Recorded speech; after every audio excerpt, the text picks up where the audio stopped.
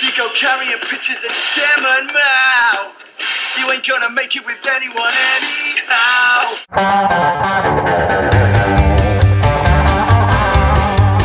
I've just seen a face, I can't forget the time or place. Today we're talking about 2007's Across the Universe. Across the Universe is a love story told about Lucy and Jude, and it is set in the 60s, right when LBJ has become president. And, you know, Jude is coming over from England to find his father, who works at Yale. Is it Yale? Winds up meeting Max, who is a delinquent, and Max takes him home for Thanksgiving, and he meets Lucy, and he falls in love with Lucy, but then Max drops out of school, so he and Jude go to New York, and they meet people and stuff, and eventually him and Lucy get together, and then eventually Max winds up going to Vietnam, and then... where do I even begin with Across the Universe? I remember the first time I saw the trailer for this movie, I literally had goosebumps. It's just cinematically and visually beautiful and just so perfect. And then beyond that, it is just such a gorgeous homage to everything the Beatles ever did.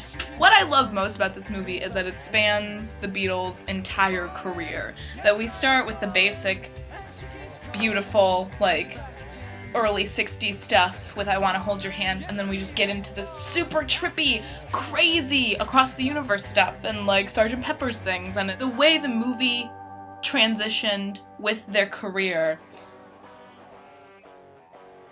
I don't have any words.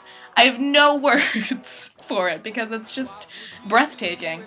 Beyond that, all the characters are fantastic. Normally I wouldn't love something so much that is so just blatantly like, these are song titles, and these are people in songs, and we're just gonna throw them in here, like Jude and Lucy and Prudence and Max and Sadie and JoJo and whatever, like... But with Across the Universe, it's just an exception because it's beautiful, and all the characters' names just fit them so well, and they are kind of, you know, almost what you would imagine these people when you're hearing the songs to be like. Is that weird? Am I articulating this correctly? All of the songs were just done so well, and they were redone so well, and like, Happiness is a Warm Gun became my favorite Beatles song because of this movie, because of the number, and because of just, you know, you really feel the song in this movie, and it's just the way they implemented the songs into the movie to perfectly, like, musically move it along was phenomenal. Because sometimes in musicals it's a little much, but just the way this particular jukebox musical utilized the songs to transition the story and to push it forward was just gorgeous and perfect. Like, seriously, every time I watch this movie by myself and Let It Be comes on, I just start crying because Strawberry Fields is a cinematic masterpiece. I've Just Seen a Face is one of my all-time favorite scenes from a movie ever because it's beautiful. It's bowling, and it's hot dudes, and it's Beatles music. I think something that really just makes me love this movie is how much Jim Sturgis resembles Paul McCartney, and he just sounds like him, and it's wonderful. It's a perfect film. The politics, the music, the Beatles, it all just is so cohesive and gorgeous. I should have written down notes about this because I can't think of anything, like, intelligent to say. Or their jokes. Oh, gross! The way that Max and Jude delivered their jokes was just so similar to the way that the Beatles would, like, say their jokes in their movies.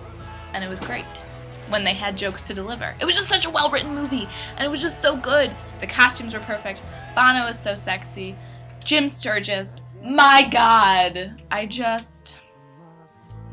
And then there's Joe Anderson. And Joe Cocker, or however the hell you say his name, I can't remember. I always call him Joe Crocker, and people make fun of me.